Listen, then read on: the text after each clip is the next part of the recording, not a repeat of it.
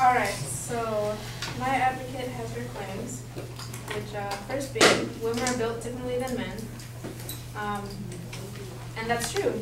If you compare a woman to a man, they don't really look the same. They are smaller and physically have changes that you can obviously tell. The standards for the physical tests are not changed from men to women.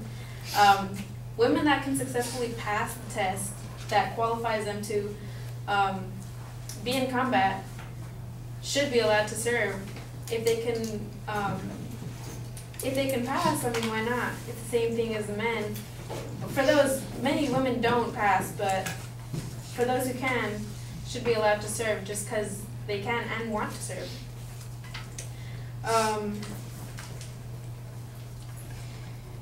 Okay, the second claim that my advocate has is the presence of women in combat creates liability and danger for the rest of the combat group. How she says, like, while the attractiveness of human nature is natural, the want or need for like a sexual intercourse or any affiliated action happens.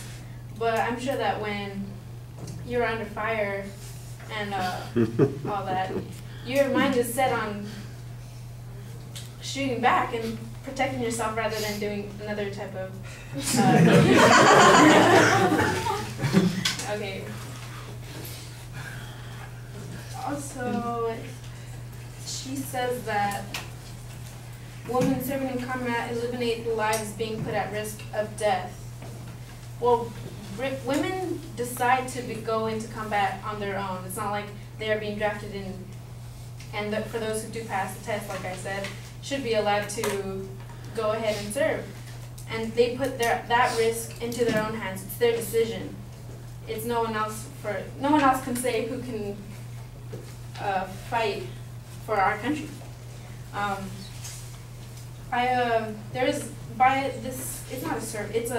It was a test done by Dr.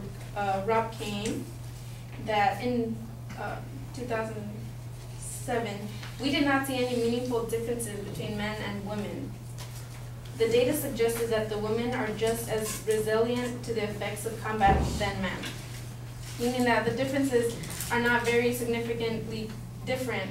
They are very similar in this meaning that there is not a huge difference from men and women with their mental health issues.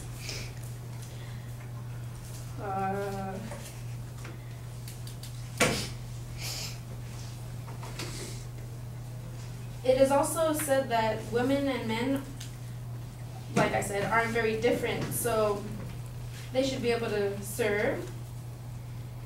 From female members that have already been service members, they file lawsuits challenging the combat ban on grounds that the policy unfairly blocked them from promotions and other advancements that are open to men.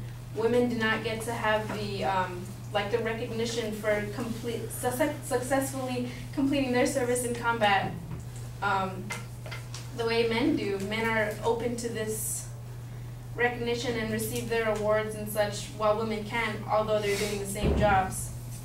There are jobs available to women in the military, but these jobs aren't specifically onto the infantry position.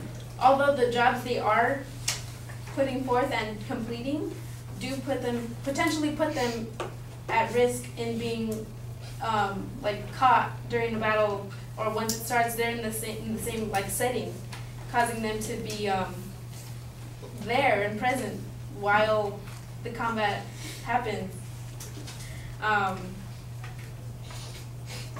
So with all that being said, women should be able to serve in combat at their own risk. And if women can complete their tasks and complete the test, they qualify to be in combat. So who are we to stop women from being in combat?